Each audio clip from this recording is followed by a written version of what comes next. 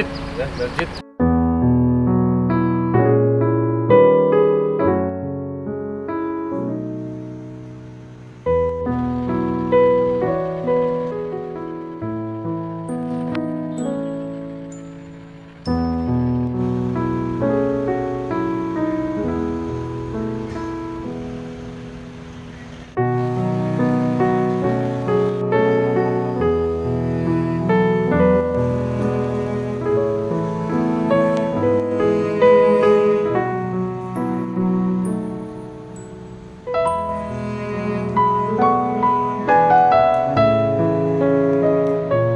Kepada bapak-bapak dari Brimob, semoga Allah membalas itikat baik dan kerja ikhlas bapak sekalian.